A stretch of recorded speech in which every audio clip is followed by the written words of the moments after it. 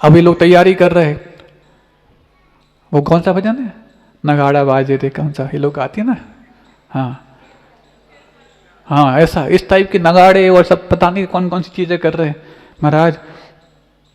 वो उस बैंड वाले को बुला रहे हैं, सुनो भैया बैंड वाले को भले ही बुलाना, लेकिन किसी की बैंड मत बजाना। नहीं महाराज, जिसको बहुत अच्छे भजन गाने आते हैं, जैन भजन गाने आते हैं, तो फिर किसी ने कहा कि फिर और वो नगाड़े क्यों, कि नगाड़े की आवाज़ में तुम्हारे भजन की आवाज़ दब ना जाए, ये भी तो ध्यान रखो। महाराज अब थोड़ा सा भव्यता लाना चाहते, मतलब तुम बैंड ला के भव्यता लाना चाहते।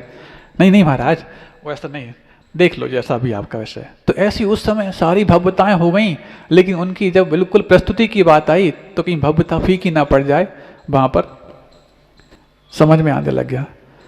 और आचार्य ज्ञान सागर जी महाराज सोच तो रहे हैं कि इन लोगों ने, पहली बात तो इस मोक्ष मार्ग की दीक्षित होने की जो औसत उम्र कम कराने में भले ही भावनात्मक रूप से योगदान तो दिया ही है। यदि मान लो ये लोग अनुमति नहीं देते तो फिर जाकर के ये तो वही होता कि 50-60 साल की उम्र में ही दीक्षा ली जाती है, ये धारणा बन जाती और ये परंपरा बन नहीं चुकी होती। लेकिन 22 साल की उम्र में भी कोई दिगंबर जैनेश्वरी दीक्षा ले सकता है, इस बारे में यदि किसी बात से तैयार भी हुए हैं तो कहीं ऐसा ना हो तैयार होने के बाद कुछ ऐसे निमित्त बन जाएं जो इनके लिए वापस से इस पर शंका पैदा करते हैं। देखो उस दिन खाने के लिए जब ठीक से नहीं मिला तो इनको दीक्षा दी गई है, उन दीक्षा के बाद इनको दुनिया कैसे क्या कराएगी, कैसे नहीं करेगी, कैसे ये प्रभाव ना करेंगे, क्योंकि ये सब चीज़ें भी निमित्त से जुड़ी रहती हैं उससे। हाँ, कोई एक कार्य यदि हो रहा है, उस कार्य के आसपास सारी चीज़ें यदि सुकून के साथ चल रही होती हैं, स्मूथली चल रही होती हैं, तो लगता है कि ये जब आगाज अच्छा है तो अंजाम भी अच्छा होगा। और जब चीज़ें कुछ अस्त व्यस्त होने की बात हो तो फिर लोगों के मन में शंका होती है, देखो जब दीक्षा के समय ऐसी समस्या आ गई थी तो फिर बाद में क्या होगा। तो बड़े निमित्त ज्ञानी थे मुनिवर ज्ञान सागर जी महाराज। समझ लिया? तो क्या कहना चाह रहे हो तुम लोग? नहीं इतना ही महाराज, आप लाज बचा लो, अजमेर में दीक्षा हो रही है, बहुत उम्मीदों से तो हमने सब कुछ तैयारी की थी, लेकिन फेल होती हुई दिख रही है। क्यों फेल होती दिख रही है? जनता ज़्यादा आ गई, रसोई कम समझ में आ रही है। कोई बात नहीं, जब मंच की ओर जाएं उस समय रसोई तो की दांत से निकलना है, वहीं है, सामने दिखता है रसोई भंडार उनका। अब ऐसे होता है जब तक रसोई को परोसना प्रारंभ ना हो तब तक उसको ढक के रखते हैं। और कई बार ऐसा भी होता है, ढक के रखते हैं, निकालते जाते हैं, परोसते जाते हैं, तो कई बार ढकी हुई रसोई ऐसा काम करती है कि आप परोसते जाओ परोसते जाओ परोसते जाओ, वो कम नहीं पड़ती। लेकिन अभी अभी अभी सुनो तो अभी हुआ क्या है, आपने कहाँ ताली बजा दी, रसोई पहले ही बन गई आप लोग की क्या। तो वहाँ पर अब चूंकि ये लोग इसको अन्यथा ले सकते हैं, लेकिन उद्देश्य क्या था आप समझिए इसमें, कि जिन शासन की किसी भी रूप में अप्रभावना ना हो जाए। क्योंकि इस मोक्ष मार्ग पर आरूढ़ होने वाला ये जो व्यक्तित्व है, ये व्यक्तित्व की परीक्षा मैंने तो कर ली है, लेकिन जनता इनकी परीक्षा में कुछ गफलत में ना आ जाए, इसलिए बाकी सब निमित्तों को भी ठीक करना आवश्यक है। तो सुनते हैं, क्योंकि वहाँ के श्रावकों ने जो बताया उस आधार पर हम आपको बता रहे हैं कि ज्ञान सागर जी महाराज ने कह दिया, उस समय रसोई के ऊपर जो कपड़े ढके हैं थोड़ी देर के लिए अलग कर देना बस। और बस जैसे ही जा रहे थे, आयोजकों ने कहा महाराज यही रसोई है, इतनी है, देखो जनता तो देखो कैसी है। एक बार निगाह डाली और वापस चल लिए। और उस समय तक जितनी जनता आई थी, लेकिन जैसे ही कार्यक्रम प्रारंभ हुआ और केस लॉन्च प्रारंभ हुआ, आसपास के सारे जितने भी लोग थे, अजमेर शहरी मात्र नहीं, जैनेतर मात्र नहीं, पूरा जिला और पूरा प्रांत, और जहाँ जहाँ जिसको पता लगा था वो सारे के सारे लोग कहाँ समा गए। एकमात्र दृष्टि की बात थी कि पूरा का पूरा अजमेर नगर अक्षीण आलय बन गया और पूरी रसोई अक्षीण महानस के रूप में तब्दील होते चले गए। इतने लोग भोजन कर गए, उसके बावजूद भी रसोई बची रही। ये मात्र एक दृष्टि पढ़ने का परिणाम है। जब सोचो, जिनकी दीक्षा अभी होने को है, उस समय उनके गुरु की दृष्टि जब रसोई पर पड़ गई तो रसोई कम नहीं पड़ी, करने वाले कम पड़ गए। अब इसके पहले जब उन गुरु की दृष्टि उस विद्याधर पे पड़ गई थी तो विद्याधर का प्रभाव और उनकी साधना कम नहीं पड़ी, उनकी साधना को समझने वाले कम पड़ गए। ऐसे अनमोल पारखी वो गुरु, एक दृष्टि। ये तो लोग कह सकते हैं कि अरे महाराज ने ऐसा क्यों किया, महाराज को ऐसा करने के प्रति क्या उद्देश्य रहा होगा। सोचो क्या उद्देश्य रहा होगा, इन सब के पीछे उद्देश्य क्या है। उद्देश्य ना समझे बगैर यदि कोई व्यक्ति समीक्षा करता है तो उसकी समीक्षा हमेशा गलत साबित होती है। आचार्य शांति सागर जी महाराज का क्या उद्देश्य रहा होगा जब उन्होंने संसद भवन के सामने पहुंचने के बाद कहा कर फोटोग्राफरों से कि यहां पर एक चित्र निकालो। सुन रहे हो आप लोग, क्या उद्देश्य रहा होगा बताओ। कैमरे वाले को ये कहा कि हाँ फोटो निकालो मेरा। कौन? चारिक चक्रवर्ती आचार्य शांति सागर जी महाराज, देशभूषण जी महाराज। क्या उद्देश्य रहा, क्या उद्देश्य रहा होगा उस समय आचार्य ज्ञान सागर जी महाराज का कि जब मैं यहां से निकल के जाऊं और रसोई रखी हो तो एक कुछ समय के लिए कपड़ा अलग कर देना। शुष्क अध्यात्म अलग वस्तु होती है, लेकिन उद्देश्य को समझे बगैर किसी प्रकार की समीक्षा करना कई बार गलत साबित होती है। क्या उद्देश्य है, ये उद्देश्य को कई बार गुरुजी बहुत, अपने को लगता है कि गुरुजी बिल्कुल कहने चाहिए सब चीज़ों से अलिप्त रहते हैं, लेकिन सब चीज़ों से अलिप्त रहने के बावजूद भी अपने सिद्धांत और लक्ष्य के प्रति उतनी सजग रहते हैं। लेकिन कुछ निमित्त ऐसे होते हैं जिन निमित्तों को लेकर के उस लक्ष्य को प्राप्त करना यदि सबके लिए आनंददायी हो जाए तो कुछ चीज़ों के लिए परमिशन भी दी जाती है। एक बार की बात है, कोरोना काल था, इंदौर चातुर्मास चल रहा था और रेवती रेंज में जब चूँकि मालूम है आपको सबको चातुर्मास प्रारंभ हुआ था, बीच में गुरुजी का स्वास्थ्य काफ़ी निचले स्तर पर आया था। अब वो कभी उसकी भी बताएंगे, अभी तो जो मुख्य प्रसंग है। तो बस कुछ 2 महीने के बाद जब वहाँ पर भी कोरोना का बहुत प्रभाव होने लगा तो फिर स्थानांतरण करना पड़ा और बीच में एक निर्वाणा गार्डन, आपने नाम सुना होगा, लगभग अक्टूबर के माह में हम लोग निर्वाणा पहुँच गए थे। लगभग 40-42 दिन वहाँ रुके थे। चूँकि इंदौर शहर के भीतर ही है तो उसमें कोई बाधा तो थी नहीं, आगम से पहुँच गए। इस बीच में वहाँ पहुँचते ही चूँकि क्षेत्रांतर होने से भी कई बार द्रव्य क्षेत्र काल का परिवर्तन, भावों के परिवर्तन और आपके पुण्य के परिवर्तन के लिए भी कारण बनता है, तो गुरुजी का स्वास्थ्य धीरे धीरे ठीक होने लग गया। अब चूँकि पूरे शहर में कोरोना फैला हुआ है, लोगों का आना जाना तो बिल्कुल बंद है, सब जगह लॉकडाउन है, व्यवस्था है, लेकिन इसी बीच में कुछ विशेष लोग जब आते तो ऐसे कुछ एक मूर्धन्य विद्वान गुरुजी से कुछ समय लेना चाहते थे, संकेत पाना चाहते थे। और एक शायद जहाँ तक जस्टिस वीरेंद्र सिंह जो इंदौर हाई कोर्ट के जस्टिस थे, जज थे, वो आए हुए थे। चूँकि पर्याप्त दूरी के साथ संवाद होना था, वो तो सब क्योंकि वो भी जानते हैं, गुरुजी भी इन सब का पालन करते ही हैं। लेकिन उस दिन जब संवाद होना था तो हमें नहीं मालूम था कि इतनी जल्दी संवाद होना, क्या होना क्या नहीं होना। क्योंकि उस समय सभी बड़े महाराज तो वहाँ पर थे ही नहीं, थोड़ा बहुत अपने को करने का सौभाग्य मिलता था। तो गुरुजी कभी भी कुछ बोल रहे हों तो तुरंत भक्तजन उसको रिकॉर्ड करने की कोशिश करते, क्योंकि ये इतिहास है।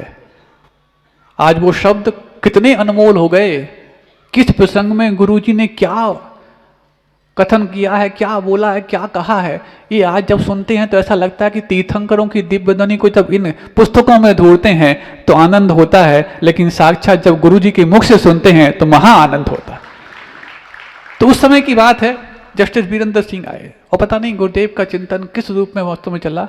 लगभग उसके पहले तक कई महीनों से गुरुजी के प्रवचन नहीं हो रहे थे, क्योंकि कोरोना काल भी था और गुरुजी का स्वास्थ्य भी इस प्रकार से था कि वहाँ ठीक से वार्तालाप ही करना सहज नहीं हो रहा था, तो वो कहाँ संभव है। लेकिन उस दिन लगभग गुरुजी 40 मिनट बोले, और इसीलिए भी बोले क्योंकि हाई कोर्ट में कोई भी प्रैक्टिस करने वाला, चाहे वो वकील हो चाहे वो जस्टिस हो, उनको मातृभाषा या क्षेत्रीय भाषा अथवा राष्ट्रीय भाषा में बोलना शायद कुछ ऐसा लगता है कि कुछ उनकी हेटी हो गई, हेटी समझते, कुछ फजीती हो गई, और वहां पर इंग्लिश ही चलती है। जबकि कहीं भी नहीं लिखा संविधान में कि हाई कोर्ट और सुप्रीम कोर्ट में बहस और निर्णय इंग्लिश में ही हों। जब देश भारत का है तो यहाँ पर भारतीय भाषाओं में बहस क्यों नहीं हो सकती, और घोषणाएं क्यों नहीं हो सकती, निर्णय क्यों नहीं हो सकते। लेकिन शायद इस पूरे भारत देश में और संविधान के पूरे जब से बना है तब से उससे बाद हाई कोर्ट में यदि किसी जज ने हिंदी में निर्णय दिया हो तो उस जज का नाम जस्टिस वीरेंद्र सिंह था, जो इंदौर हाई कोर्ट के जज थे। उन्होंने पहला निर्णय हिंदी में देने के बाद गुरुदेव से आशीर्वाद पाने की कोशिश जब की तो गुरुदेव ने उनके भाव को सुनकर परमिशन भी दी कि आ सकते हैं, और लगभग 40 मिनट तक गुरुदेव ने चर्चा की। और चर्चा करने के पश्चात पता नहीं ऐसे कौन कौन से उद्गार, जो हम लोग इतने वर्षों से गुरुजी के साथ रहते थे, नए नए चीजें उस समय निकल करके आई, मंथन के माध्यम से आई। कई महीनों बाद गुरुजी बोले थे तो वो शब्दों की कीमत तो और बढ़ गई थी। गुरुजी को भी लगा कि ये जो हमने आज कहा है ये सब तक पहुंचना चाहिए। सुन रहे हो आप लोग? तो गुरुजी बाद में पूछते हैं, क्यों आज भरा था कि नहीं? सुन रहे हो आप लोग? समझ गए हम क्या करना चाह रहे हैं? गुरुजी का इसका पीछे उद्देश्य क्या था आप समझिए। यहां वहां की फालतू बातें सुनकर के अपने मन को मलिन मत कीजिए। जब गुरुदेव विद्यासागर जी महाराज भी ये कह सकते हैं कि आज भरा था कि नहीं। इस उद्देश्य को जो समझ पाता है वही जाकर के ये तय कर पाता है कि हम सही दिशा में हैं कि गलत दिशा में हैं। तो आचार्य शांति सागर जी महाराज, आचार्य देशभूषण जी महाराज और आचार्य विद्यासागर जी महाराज, हमने आपके सामने 3 उदाहरण बता दिए। क्या ये तीनों महाराज लौकिकता में उलझे हुए महाराज थे क्या? क्या इनको लौकिकता पसंद थी क्या? नहीं थी। तो फिर जब ये व्यक्ति ऐसा कह सकते हैं संसद भवन के सामने, लाल किले के सामने, और गुरुजी इस प्रकार के जब कोई विशेष प्रसंग आए तो नहीं, क्यों? ये इतिहास आगे जाकर के कई जैनत्व की सुरक्षा के लिए बहुत बड़ा वरदान साबित होने वाला है। क्योंकि 2 कनू का चावल ले आओ चढ़ा दो, हो सकता क्या? नहीं। उन भावों को उत्थान देने के लिए ऐसी सुंदर सुंदर द्रव्य आवश्यक होती है, ऐसे सुंदर सुंदर परिधान आवश्यक होते हैं, सुंदर सुंदर आपकी भक्ति आवश्यक होती है, तब जाकर विशुद्धि बढ़ती है और पुण्य नाश्ता हुआ तुम्हारे खाते में दर्ज हो जाता है। ये सब चीजें उसके पीछे उद्देश्य में निहित होती हैं। इसलिए आगम और अध्यात्म दोनों इस जिनवाणी के 2 भाग हैं। लेकिन जब अध्यात्म की बात आए, अध्यात्म तभी लागू होता है जब आप हाथ पे हाथ धर के यहाँ बैठ जाएं, उस समय सब चीज से दूर हो जाते हैं। लेकिन जब व्यवहार की बात आए, और व्यवहार में सिर्फ मात्र मुनियों से नहीं, मुनियों का श्रावकों से व्यवहार हो, तो श्रावकों को श्रावकों की योग कर्तव्य भी सिखाए जाते हैं। भले ही गुरुजी ने 2016 के बाद दूध का त्याग कर दिया था, लेकिन उसके बावजूद भी गायों की रक्षा और शांति धारा दुग्ध योजना के लिए कितना समय दिया। अरे आप तो दूध पीते नहीं हो, आप क्यों दूध की गंगा बहाने की बात कह रहे हो? कोई कह सकता है? सुन रहे हैं आप लोग? क्यों? जब खुद दूध नहीं पीते, शांति धारा दुग्ध योजना की बात क्यों करते? जब खुद कपड़े नहीं पहनते तो हथकरघा की बात क्यों करते? ये समझ पाना इतना आसान नहीं है। पुस्तकों में घुस करके कुछ भी बात कह देना बहुत आसान होता है, लेकिन उद्देश्य और रहस्य को समझे बगैर ये समझ पाना बहुत कठिन होता है। सुन रहे हैं आप लोग? हाँ, तो ऐसा ही हुआ। तो उस समय जब हथकरघा की बात आई, बीच में बात आ गई इसलिए बता देते हैं, कई बार कमेंट्स आने लग गए, हाँ स्वयं वस्त्र त्याग कर दिए और जनता के वस्त्रों की चिंता कर रहे हैं। बताओ, जनता के वस्त्रों की चिंता की है? अरे जनता के वस्त्र उतरवाते तब तो ठीक था, उनको वस्त्र पहनाने की बात कहने लग गए। ऐसे लोग कुछ होते हैं जिनको अपना नरक बहुत नजदीक लगता है, उनके मुख से ऐसे शब्द निकलना भी बहुत आसान हो जाता है। तब गुरुजी ने कहा, वस्त्र तो ये पहनते ही हैं, द्रव्य तो खर्च ये करते ही हैं, लेकिन उन वस्त्रों में भी अहिंसा कैसे आ पाए, उन द्रव्य में भी अहिंसा की उपासना कैसे आ पाए, उन वस्तुओं में भी अहिंसा का कैसे शंखनाद हो पाए। क्योंकि अहिंसा परमो धर्म की जय कराना और बुलवाना तो आसान है, लेकिन उसको प्रयोग में लाने के लिए बहुत सारे काम करने पड़ते। तब जाकर के एक सोनगढ़ के आपको बोलना चाहते हैं, कारण जाके एक निश्चय पक्ष की बहुत मूर्धन्य विद्वान थे, निष्पक्ष निश्चय के मूर्धन्य विद्वान। उन्होंने जब पूरी बातें बहुत बारीकी से अध्ययन किया तो निश्चय वालों के मूर्धन्य विद्वान ने भी निष्पक्ष भाव से कहा कि आचार्य विद्यासागर जी महाराज ने हथकरघा का जो प्रकल्प चलाया है वो कर्णानुयोग और चरणानुयोग का समग्र रूप है। इसमें कर्णानुयोग भी है और चरणानुयोग भी है, इसमें कर्म सिद्धांत भी है और आचरण भी है, अहिंसा भी है और दया भी है, और कर्म सिद्धांत के माध्यम से जो हम अपने मन को एकाग्र करना चाहते हैं इस ध्यान का विषय भी इसमें है। सोचो,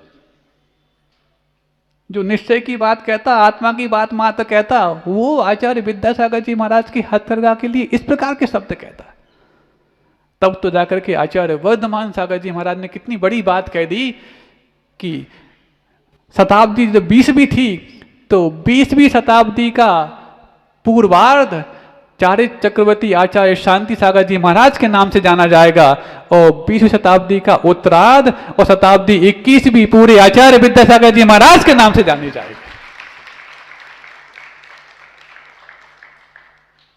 ये कहना, वो भी आज के सर्वमान्य आचार्य वर्धमान सागर जी महाराज बहुत बड़े आचार्य हैं, उनके माध्यम से इतनी बड़ी बात खुली खुली प्रशंसा हो जाए, छोटी बात है क्या? बहुत कुछ अध्ययन करके उन्होंने ये वाली बात कही होगी, बहुत कुछ समझ के ऐसी वाली बात कही होगी। तो इसीलिए अध्यात्म बहुत आसान होता है, लेकिन जब आत्मा में हो, सामायिक ध्यान कर रहे हो तब अध्यात्म की बात हो, लेकिन जब श्रावकों के बीच में हो तो आगम की प्रस्तुति उनके सामने कैसी करनी चाहिए, उनका भला कैसे हो, ये बात अलग है कि कोई व्यक्ति लक्ष्य भटक ना जाए, इसको संभालना भी आवश्यक है, लेकिन तुम उद्देश्य को भुला करके और कुछ भी कहो तो ये भी बात ठीक नहीं है। आप लोग समझ रहे हैं ना, जिस विषय को, जिस उद्देश्य को लेकर हमने बात कही है, यदि आप समझ गए हैं तो कम समय में भी और कम शब्दों में भी बात पूरी समझी जा सकती है, अहिंसा परमो धर्म की।